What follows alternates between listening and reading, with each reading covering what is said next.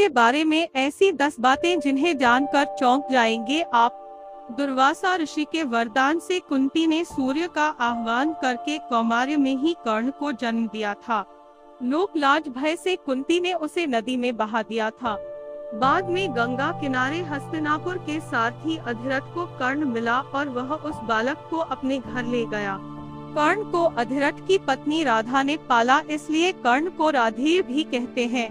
अंग देश के राजा कर्ण की पहली पत्नी का नाम वृषाली था।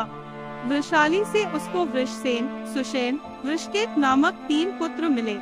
दूसरी सुप्रिया से चित्रसेन, सुशर्मा, प्रसेन, भानुसेन नामक 3 पुत्र मिले। माना जाता है कि सुप्रिया को ही पद्मावती और पुन्नुरुवी भी कहा जाता था। पहला रहस्य, हालांकि यह कथा मान्यता पर आधारित है।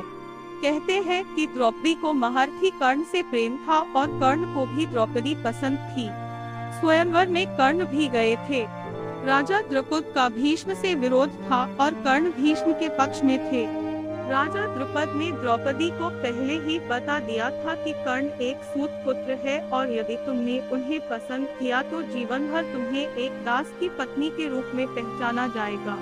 स्वयंवर में निराश द्रौपदी ने एक कठिन निर्णय लेते हुए भरी सभा में कर्ण को एक सूत पुत्र कहकर अपमानित किया था। फिर भी चीरहरण के दौरान द्रौपदी को कर्ण से उम्मीद थी, लेकिन कर्ण ने अपने अपमान को याद कर वहां द्रौपदी की कोई सहायता नहीं की। बाद में जब भीष्म पितामह मृत्युशैया पर लेटे थे तब कर्ण ने उनसे कहा कि वे द्रौपदी को चाहते थे। यह बात द्रौपदी ने भी सुनी और पहली बार द्रौपदी को भी पता चला कि कर्ण भी मुझे प्रेम करते हैं।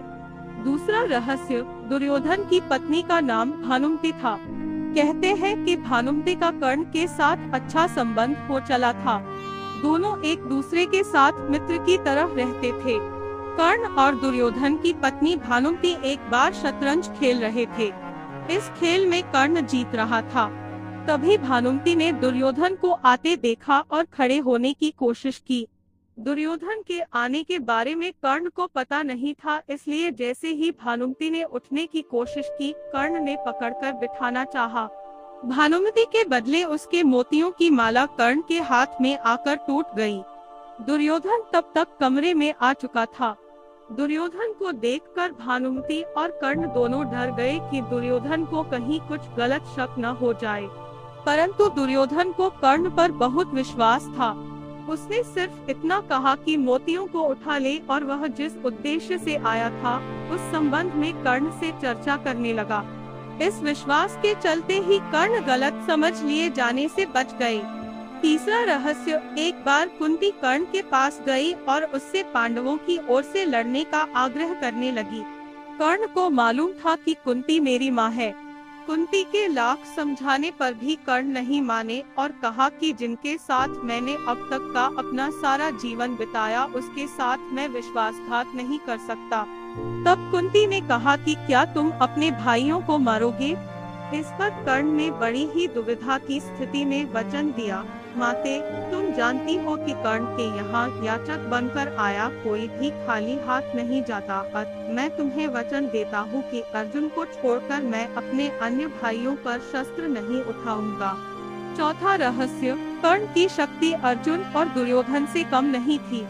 उसके पास इंद्र द्वारा दिया गया अमोघास्त्र था, जिसे इंद्र ने कवच और कुंडल के बदले में दिया था। अमोघास्त्र देवे वक्त इंद्र ने कहा था कि तुम इसका प्रयोग एक ही बार कर सकते हो। यह जिस पर भी चलाया जाएगा वह निश्चित ही मारा जाएगा। कर्ण ने इस अमोघास्त्र का प्रयोग उसने दुर्योधन के कहने पर भीमपुत्र घटोत्कच पर किया था, जबकि वह इसका प्रयोग अर्जुन पर करना चाहता था। यह ऐसा अस्त्र था जिसका वार कभी खाली नहीं जा सकता था, लेकिन वरदान अनुसार इसका प्रयोग एक बार ही किया जा सकता था। पांचवा रहस्य, कहते हैं कि भगवान श्री कृष्ण, कर्ण और द्रौपदी के शरीर में समानता थी। कृष्ण की मांसपेशियां मृदु परंतु युद्ध के समय विस्तृत हो जाती थीं, इसलिए सामान्य लड़कियों के समान दिखने वाला उनका लावण्यमय शरीर युद्ध के समय अत्यंत कठोर दिखाई देने लगता था। यही खासियत द्रौपदी और कर्ण के शरीर में भी थी। इसका मतलब यह कि ये तीनों लोग वक्त के साथ अपने शरीर को कोमल या कठोरतम बना लेते थे।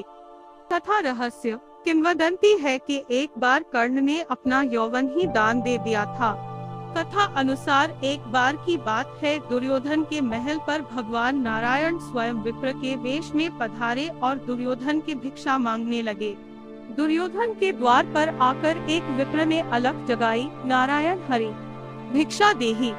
दुर्योधन ने स्वर्ण आदि देकर विप्र का सम्मान करना चाहा तो विप्र ने कहा, राजन मुझे यह सब नहीं चाहिए। दुर्योधन ने आश्चर्य से पूछा, तो फिर महाराज कैसे पधारे? विप्र ने कहा, मैं अपनी वृद्धावस्था से दुखी हूँ। मैं चारों धाम की यात्रा करना चाहता हूँ, जो युवावस्था के स्वस्थ शरीर के बिना संभव नहीं है। इसलिए यदि आप मुझे दान देना चाहते हैं तो यौवन दान दीजिए। दुर्योधन बोला, भगवन मेरे यौवन पर मेरी सहधर्मिणी का अधिकार है, आज्ञा हो तो उनसे पूछ आओ। विप्र ने सिर हिला दिया। दुर्योधन अंतपुर में गया और मुंह लटकाए लौट आया। विप्र ने दुर्योधन के उत्तर की प्रतीक्षा नहीं की। वह स्वत समझ गए और वहां से चलते बने। उन्होंने सोचा, अब महादानी कर्ण के पास चला जाए। कर्ण के द्वार पहुंचकर विप्र ने अलख जगाई, भिक्षा देहि। कर्ण तुरंत राजद्वार पर उपस्थित हुआ। विप्रवर मैं आपका क्या अभीष्ट करूं? विप्र ने दुर्योधन से जो निवेदन किया था वही कर्ण से भी कर दिया। कर्ण उस विप्र को प्रतीक्षा करने की विनय करके पत्नी से परामर्श करने अंदर चला गया, लेकिन पत्नी ने कोई नुकुर नहीं की। वह बोली, महाराज दानवीर को दान देने के लिए किसी से पूछने की जरूरत क्यों आ पड़ी? आप उस विप्र को निसंकोच यौवन दान कर दें। कर्ण ने अविलंब यौवन दान की घोषणा कर दी। तब विप्र के शरीर से स्वयं भगवान विष्णु प्रकट हो गए, जो दोनों की परीक्षा लेने गए थे। सातवां रहस्य। कर्ण दान करने के लिए काफी प्रसिद्ध था। कहते हैं कि कर्ण जब युद्ध क्षेत्र में आखिरी सांस ले रहा था तो भगवान कृष्ण ने उसकी दानशीलता की परीक्षा लेनी चाहिए।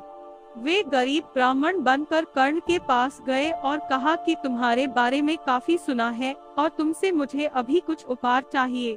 कर्ण ने उत्तर में कहा कि आप जो भी चाहे मांग लें। ब्राह्मण ने सोना मांगा। कर्ण ने कहा कि सोना तो उसके दांत में है और आप इसे ले सकते हैं। ब्राह्मण ने जवाब दिया कि मैं इतना कायर नहीं हूँ कि तुम्हारे दांत तोड़ूं। कर्ण ने तब एक पत्थर उठाया और अपने दांत तोड़ लिए। ब्राह्मण ने इसे भी लेने से इनकार करते हुए कहा कि खून से सना हुआ यह सोना वह नहीं ले सकता। कर्ण ने इसके बाद एक बाण उठाया और आसमान की तरफ चलाया। इसके बाद बारिश होने लगी और दांत धुल गया। आठवां रहस्य। उस काल में द्रोणाचार्य, परशुराम और वेदव्यास को ही ब्रह्मास्त्र चलाना और किसी के द्वारा ब्रह्मास्त्र का प्रयोग किए जाने पर उसे असफल कर देना याद था। जब द्रोणाचार्य ने कर्ण को ब्रह्मास्त्र विद्या सिखाने से इनकार कर दिया, तब वे परशुराम के पास पहुंच गए। परशुराम ने प्रण लिया था कि वे इस विद्या को किसी ब्राह्मण को ही सिखाएंगे, क्योंकि इस विद्या के दुरुपयोग का खतरा बढ़ गया था। कर्ण यह सीखना चाहता था तो उसने परशुराम के पास पहुंचकर खुद को ब्राह्मण का पुत्र बताया और उनसे यह विद्या सीख ली। फिर एक दिन जंगल में परशुराम जी कर्ण की गोद में सिर रखकर गहरी नींद में सो रहे थे। तभी कहीं से एक कीड़ा आया और वह कर्ण की जांघ पर ढंक मारने लगा। कर्ण की जांघ पर घाव हो गया, लेकिन परशुराम की नींद खुल जाने के भय से वह चुपचाप बैठा रहा। घाव से खून बहने लगा। बहते खून ने जब परशुराम को छुआ तो उनकी नींद खुल गई। उन्होंने कर्ण से पूछा कि तुमने उस कीड़े को हटाया क्यों नहीं? कर्ण ने कहा कि आपकी नींद टूटने का डर था इसलिए। परशुराम ने कहा कि किसी ब्राह्मण में इतनी सहनशीलता नहीं हो सकती है। तुम जरूर कोई क्षत्रिय हो, सच सच बताओ। तब कर्ण ने सच बता दिया। क्रोधित परशुराम ने कर्ण को उसी समय शाप दिया कि तुमने मुझसे जो भी विद्या सीखी है वह झूठ बोलकर सीखी है, इसलिए जब भी तुम्हें इस विद्या की सबसे ज्यादा आवश्यकता होगी तभी तुम इसे भूल जाओगे। कोई भी दिव्यास्त्र का उपयोग नहीं कर पाओगे। हुआ भी यही कि परशुराम को जब ब्रह्मास्त्र की जरूरत महसूस हुई तब वे यह विद्या भूल गए। 9वां रहस्य, परशुराम जी के आश्रम से शिक्षा ग्रहण करने के बाद कर्ण वन में भटक रहे थे। इस दौरान वे शब्दभेदी विद्या सीख रहे थे। एक दिन जब वे इस विद्या का अभ्यास कर रहे थे तब उन्होंने एक गाय के बछड़े को अन्य वन्य पशु समझकर शब्दभेदी बाण चला दिया और उस बाण से बछड़ा मारा गया। तब उस गाय बछड़े के स्वामी ब्राह्मण ने कर्ण को शाप दे दिया कि जिस प्रकार उसने एक असहाय बछड़े को मारा है, वैसे ही एक दिन वह भी तब मारा जाएगा जबकि वह खुद को असहाय महसूस करेगा और जब उसका सारा ध्यान अपने शत्रु से कहीं अलग किसी और काम पर होगा। हुआ भी यही था कि जब कर्ण का अर्जुन से घोर युद्ध चल रहा था तब उसके रथ का पहिया बार बार भूमि में धंस जाता था और वह उसे निकालकर फिर से युद्ध करने लगता था।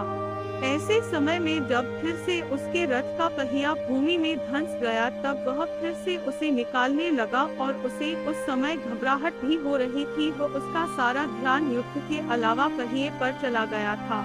वह खुद को असहाय महसूस कर रहा था। ऐसे मौके का लाभ उठाकर अर्जुन ने कर्ण को मार दिया। 10वां रहस्य, युद्ध में एक और कृष्ण थे तो दूसरी ओर कर्ण। कर्ण दुर्योधन के तो कृष्ण अर्जुन के दोस्त थे। यदि युद्ध में कर्ण को असहाय स्थिति में देखकर नहीं मारा जाता तो अर्जुन की क्षमता नहीं थी कि वे कर्ण को मार देते। कृष्ण की नीति के तहत ही कर्ण का विवाह द्रौपदी से होने से रोक दिया। कृष्ण ने ही अपनी नीति से उनके कवच कुंडल हथियार और इंद्र द्वारा दिया गया एकमात्र अचूक अमोघ अस्त्र जो वह अर्जुन पर चलाना चाहता था, वह घटोत्कच पर चलवाया गया। इस तरह हम देखते हैं कि युद्ध के पहले से ही कर्ण और कृष्ण के बीच छद्मयुद्ध चलता रहा था। वो कृष्ण ही थे जिन्होंने ऐन वक्त पर नीति के तहत ही कर्ण को यह बताया था कि कुंती तुम्हारी माँ है। लेकिन युधिष्ठिर और अर्जुन को इस बात का ज्ञात नहीं था कि कर्ण हमारा बड़ा भाई है। यदि युधिष्ठिर को यह पता चलता कि कर्ण मेरा बड़ा भाई है तो वह राजपाट की लड़ाई नहीं लड़ते बल्कि कर्ण को ही राजा बनाने की लड़ाई लड़ते।